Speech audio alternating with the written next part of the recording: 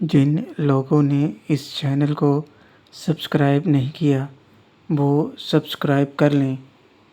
روبینہ خان، تم جانتے نہیں تم لوگ کس سے پنگا لے رہے ہو، بہت پچھتاؤ گے، ایک ایک کو چن کر ماروں گی۔ سنا یار نومی، یہ کمینی کیا کہہ رہی ہے؟ اس کو لگ رہا ہے کہ یہ ہم کو مارے گی۔ ابھی تمہیں لے جا کر ہم تمہاری ایسی خاطرداری کریں گے کہ زندگی بھر دوبارہ ایسی غلطی نہیں کرو گی۔ چلو یار، ڈالو سب کمینوں کو گاڑی میں۔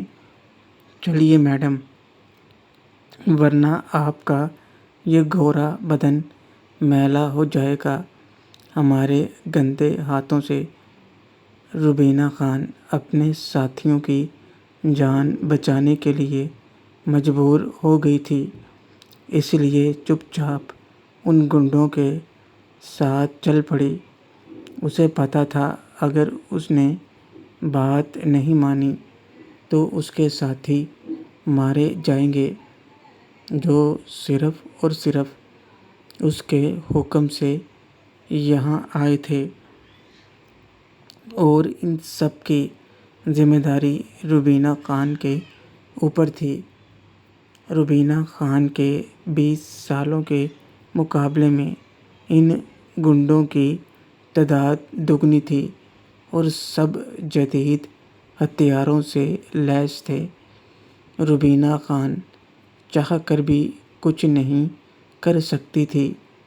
وہ لوگ روبینہ خان اور اس کے ساتھیوں کو پیدل ہی بندوق کی نوک پر آگے جنگل میں لے جانے لگے۔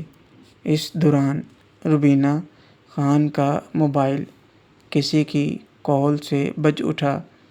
روبینہ خان نے جلدی سے موبائل نکال کر بنا دیکھے اٹھا لیا۔ روبینہ: ہاں ہیلو۔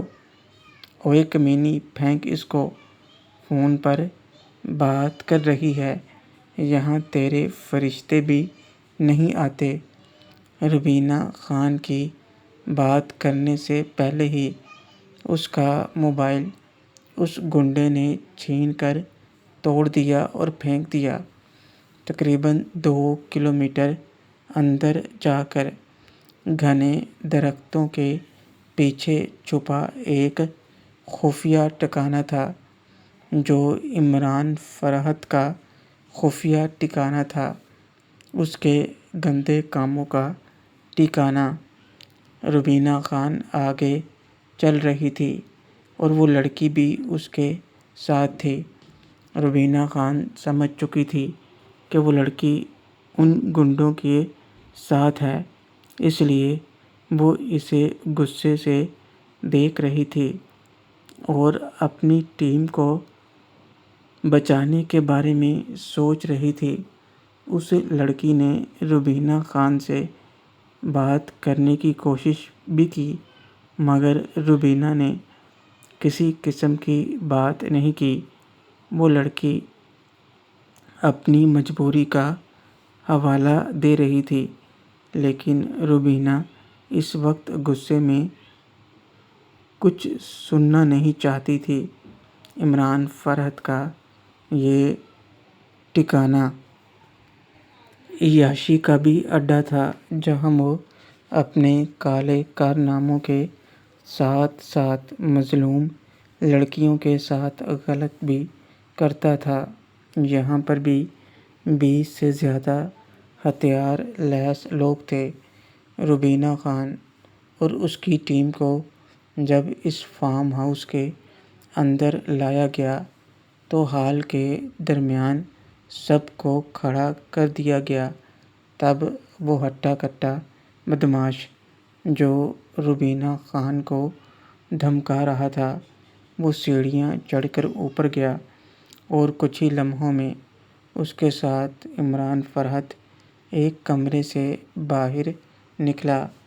روبینہ خان اور اس کی ٹیم کو قبضے میں دیکھ کر وہ ہنسنے لگا۔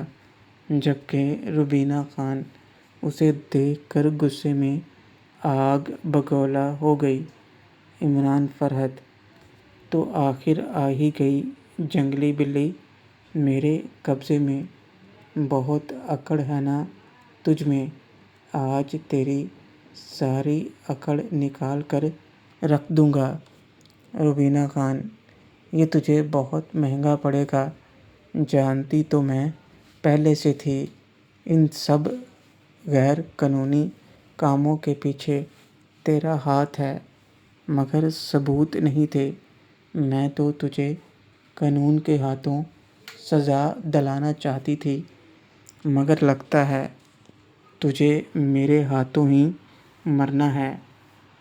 عمران فرحت سیڑھیوں سے نیچے اترتے ہوئے: رسی جل گئی مگر بل نہیں گیا، تمہاری اسی ادا کا تو میں دیوانہ ہوں، آج تیری ساری اکڑ نکال دوں گا۔ بہت گرمی ہے نا تجھ میں، آج وہ بھی نکال دوں گا، اور پھر تو میرے کوٹھے کی شان بنے گی۔ روبینہ خان: تیرا وہ حال کروں گی کہ مرنے سے پہلے 100 بار مرنے کی بھیک مانگے گا۔ تیرے گناہوں کا گڑھا بھر چکا ہے، آج تجھے کوئی نہیں بچا سکتا۔ عمران فرحت: لگتا ہے تجھے ابھی تک سمجھ نہیں آیا کہ تو میرے قبضے میں ہے، نہ کہ میں۔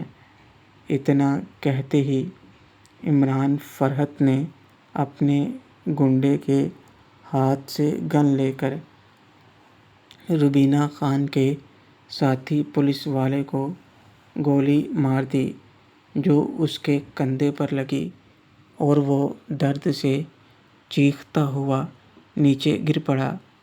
عمران فرحت: اب سمجھ آیا کہ کون کس کے قبضے میں ہے۔ روبینہ خان: مارنا ہے تو مجھے مار، ان کو کیوں مار رہا ہے؟ عمران فرحت: تمہیں یہ بتانے کے لیے کہ یہاں میری حکومت ہے، اس لیے آواز نیچے رکھو اور پکڑو کمینی کو، لگاؤ انجیکشن۔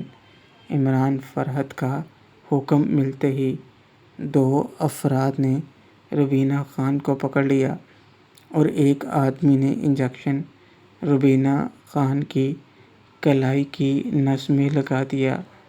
روبینہ خان خود کو چھڑوانے کی کوشش کر رہی تھی، مگر اس کی ایک نہ چلی۔ عمران فرحت: اب دکھانا اپنی گرمی، تھوڑی دیر میں تو خود مجھ سے کہے گی کہ میں تجھے ٹھنڈا کروں۔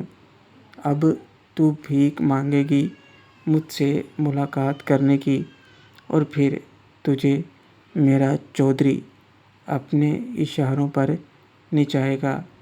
اوئے لے جاؤ ان سب کو اور بند کر دو، اگر کوئی ہوشیاری دکھانے کی کوشش کرے تو ٹھوک دینا، اور اسے لے آؤ میرے کمرے میں۔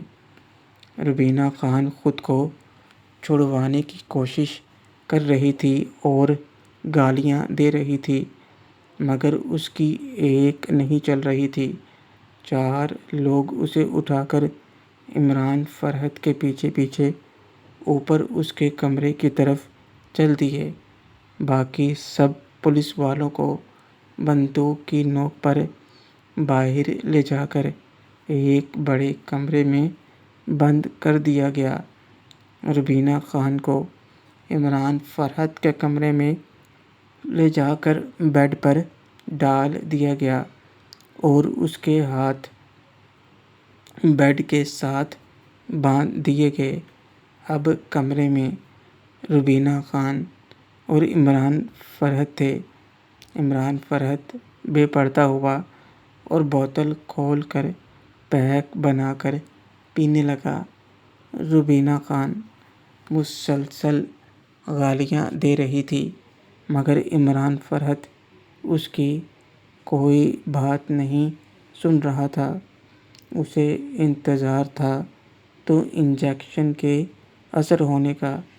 آہستہ آہستہ انجیکشن اپنا رنگ دکھانے لگا اور اس کی گرمی بڑھنے لگی۔ روبینہ خان کے پسینے چھوٹنے لگے اور اس کے اندر چونٹیاں رینگنے لگیں۔ وہ خود کو چھڑوانے کے لیے کوشش کر رہی تھی مگر ہاتھ دونوں طرف سے بندھے ہوئے تھے۔ روبینہ خان آج پوری طرح خود کو بے بس محسوس کر رہی تھی اور اسے اپنی زندگی برباد ہوتی نظر آ رہی تھی۔ وہ دل ہی دل میں یہ تمنا کر رہی تھی کہ کسی طرح وہ اس درندے سے بچ جائے۔ عمران فرحت آرام سے بوتل پی رہا تھا کیونکہ اسے پتہ تھا جو دوا اس نے روبینہ خان کو دی ہے اس کا اثر ہونے میں آدھا گھنٹہ لگے گا اور پھر اس کا اثر بہت دیر تک رہنے والا تھا۔ وہ روبینہ خان کو سبق سکھانے کے لیے خود کو تیار کر رہا تھا۔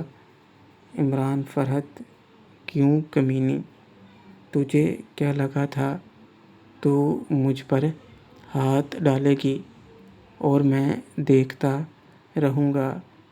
آج تک کسی کی ہمت نہیں ہوئی میرے گریبان پر ہاتھ ڈالنے کی اور تو میری ہستی مٹانے چلی تھی۔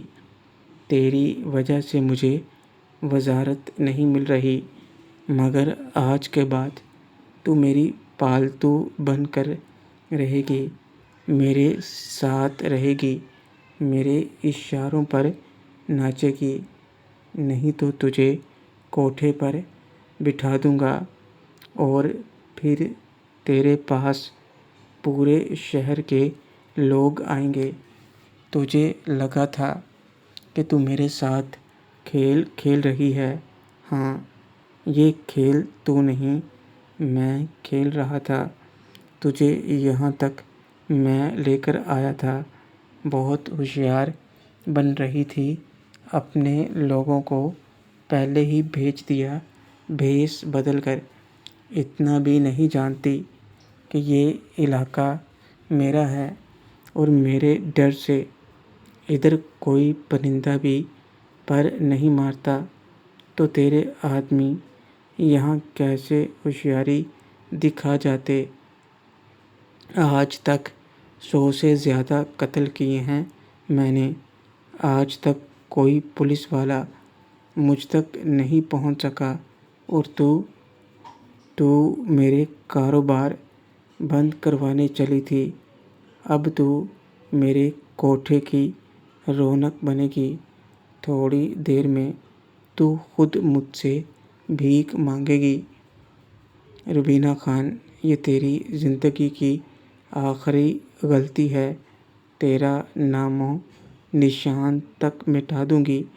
عمران فرحت، چپ سالی کمینی، بہت گرمی ہے نا تجھ میں، آج تجھے برف سے زیادہ ٹھنڈا کروں گا۔ اتنا بول کر عمران فرحت بچی ہوئی بوتل پینے لگا۔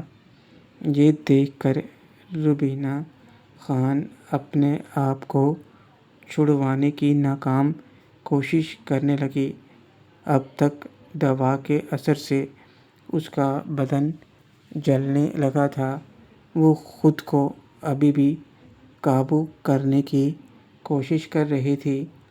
عمران فرحت اس کے قریب آیا اور اسے سر سے پاؤں تک دیکھنے لگا۔ جینز اور ٹی شرٹ میں روبینہ خان بہت خوبصورت دکھ رہی تھی، جسے دیکھ کر عمران فرحت کے اندر کا بھوکا بھیڑیا رال ٹپکانے لگا۔ روبینہ خان کو جب پہلی بار اس نے یونیفارم میں دیکھا تھا تب بھی وہ اسے پانا چاہتا تھا اور آخر وہ وقت آ گیا جب وہ اپنے ارادے پورے کرنے والا تھا۔ روبینہ خان کے برابر میں بیٹھتے ہوئے عمران فرحت نے اس کے چہرے پر ہاتھ رکھا اور بولا، تم کتنی خوبصورت ہو۔ عمران فرحت اس سے باتیں کرنے کے لیے جیسے ہی آگے بڑھا تو روبینہ خان نے اپنے دونوں پاؤں ملا کر زوردار وار کیا، جس سے عمران فرحت بیڈ سے نیچے جا گرا۔ عمران فرحت، لگتا ہے تو ایسے نہیں مانے گی۔ غصے سے بلبلاتے ہوئے عمران فرحت نے ادھر ادھر دیکھا تو اسے ایک چمڑے کا بیلٹ نظر آیا۔ اس نے جلدی سے وہ بیلٹ اٹھایا، روبینہ خان کی ٹانگوں پر مارنے لگا۔ روبینہ خان خود کو بچانے کے لیے پاؤں آگے پیچھے کر رہی تھی، لیکن عمران فرحت غصے میں مارتا گیا۔ روبینہ خان درد سے کرا رہی تھی، مگر عمران فرحت تو جلاد بن گیا تھا۔ کچھ دیر تک روبینہ خان کو پیٹنے کے بعد اس نے بیلٹ ایک طرف پھینک دیا اور پھر سے روبینہ خان کے پاس بیٹھ گیا جو رو رہی تھی۔ عمران فرحت، دیکھ، مجھے جانور بننے پر مجبور مت کر۔ اگر تو مرضی سے میرے ساتھ رہے گی تو میں تجھے معاف کر دوں گا اور اپنی پرسنل سیکرٹری بنا کر رکھوں گا۔ اگر تو نے نخرہ کیا تو آج یہاں موجود ہر کتا تجھے نوچے گا۔ اب بول، میری بنے گی یا سارے شہر کی؟ روبینہ خان، میں تیرا خون پی جاؤں گی، بس ایک بار میرے ہاتھ کھول دے۔ اور پھر عمران فرحت نے جیسے ہی چھوٹی چودرائن کو دیکھا، اس کے چہرے پر مسکراہٹ آ گئی اور بولا، سنا ہے آج تک تو نے کسی مرد کو اپنے پاس آنے نہیں دیا اور تو نے شادی تک نہیں کی۔ آج میں تجھے بتاؤں گا کہ تو نے شادی نہ کر کے کتنی بڑی غلطی کی ہے۔ اور جیسے ہی روبینہ خان کی نظر چودھری پر پڑی تو اس کی آنکھیں پھٹی کی پھٹی رہ گئیں۔ کالو بھائی کے ساتھ باتیں کرتے ہوئے کافی وقت گزر گیا۔ اس دوران ناصرہ باجی کی کال آئی۔ وہ مجھ سے آنے کا پوچھ رہی تھیں، تو میں نے انہیں کچھ دیر میں آنے کا کہا۔ تبھی مجھے خیال آیا کہ اب تک روبینہ کی کال نہیں آئی، تو میں نے ان سے پوچھنے کے لیے اسے کال لگا دی۔ بیل بجتے ہی روبینہ نے کال اٹھائی، مگر جو میں نے سنا اسے سنتے ہی میرے ہوش اڑ گئے۔ روبینہ خان، ہیلو۔ رک کمینی، پھینک اس کو۔ روبینہ خان کی آواز کے ساتھ ہی کسی آدمی کی یہ آواز سنائی دی اور کال کٹ گئی۔ روبینہ خان گھبرائی ہوئی لگ رہی تھی اور پیچھے سے وہ آواز بتا رہی تھی کہ وہ کسی مصیبت میں پھنس گئی ہے۔ یہ سنتے ہی میں جھٹکے سے کھڑا ہوا۔ کالو بھائی نے میری پریشانی بھانپ لی تھی۔ کالو، کیا ہوا بھائی؟ کیا بات ہے؟ شیرو، کالو بھائی، روبینہ میڈم مصیبت میں ہیں۔ کالو، کیا؟ جلدی سے فون لگا۔ پھر سے فون لگا۔ میں نے دوبارہ فون لگایا تو ناٹ ریچیبل آنے لگا۔ شیرو، کالو بھائی، اب فون نہیں لگ رہا۔ ضرور وہ کسی مصیبت میں پھنس گئی ہے۔ مجھے ابھی جانا ہوگا۔ آپ جانتے ہیں وہ جگہ کہاں ہے؟ کالو، ہاں جانتا ہوں، چل میں بھی ساتھ چلتا ہوں۔ مجھے پہلے ہی شک تھا کہ وہ جگہ صحیح نہیں، ضرور کوئی گڑبڑ ہوگی۔ اوئے جمشید، جلدی سے گاڑی نکالو، سب کو چلنے کا بولو، سب اپنے اپنے ہتھیار ساتھ لے لو۔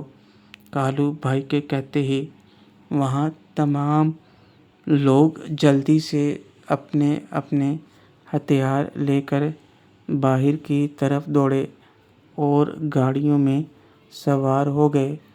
کالو بھائی مجھے اپنے ساتھ لے کر گاڑی میں بیٹھے اور ہمارے ساتھ 5 گاڑیاں اور تیار ہو گئیں۔ جتنے لوگ تھے سب کے سب جدید ہتھیاروں سے لیس تھے۔ گاڑی کو تیز رفتاری سے چلانے کا کہہ کر کالو بھائی فون نکال کر اپنے آدمیوں سے بات کرنے لگے۔ میرا دل و دماغ روبینہ کی ذات کی وجہ سے پریشان ہو گیا تھا۔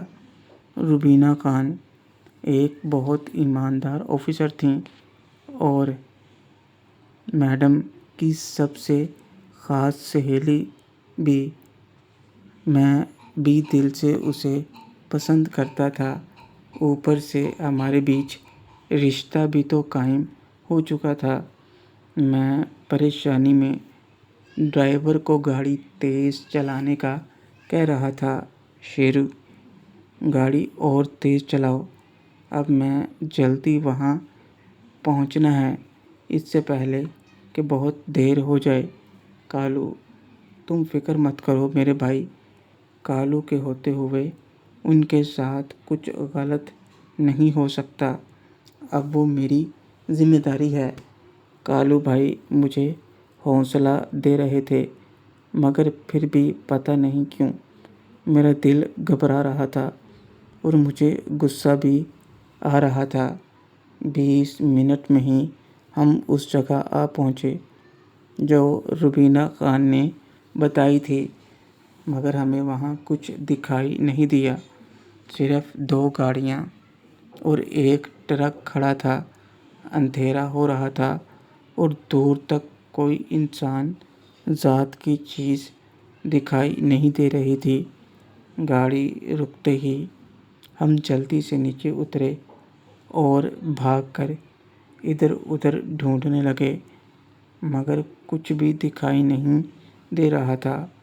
شیرو، کالو بھائی، وہ لوگ کہاں چلے گئے؟ یہ گاڑیاں یہاں ایسے نہیں کھڑیں، وہ ضرور یہیں آئی ہوگی۔ کالو، تم ٹھیک کہہ رہے ہو، اوئے ڈھونڈو، کہیں کچھ نظر آئے تو بتاؤ۔ سب لوگ گاڑیوں سے نکل کر ادھر ادھر ڈھونڈنے میں لگ گئے۔ سب نے ہاتھوں میں ہتھیار پکڑے ہوئے تھے۔ میں ادھر ادھر بھاگ کر دیکھ رہا تھا، مگر کچھ دکھائی نہیں دے رہا تھا۔ میں بھاگ کر حویلی کے پیچھے کی طرف گیا تو ایک کچا راستہ پیچھے کو جاتا دکھائی دیا۔ میں اس طرف آگے بڑھا تو کالو بھائی بھی میرے ساتھ آ گئے۔ کچھ دوری پر ہمیں پاؤں کے نیچے ایک موبائل نظر آیا جو ٹوٹا ہوا تھا۔ میں نے اسے اٹھا کر دیکھا تو مجھے سمجھنے میں دیر نہیں لگی، یہ روبینہ خان کا ہو سکتا ہے۔ شیرو، یہ دیکھو کالو بھائی، یہ موبائل اس جگہ پر پڑا ہے، ہو نہ ہو یہ ضرور روبینہ میڈم کا ہے، وہ ضرور اسی طرف گئے ہیں۔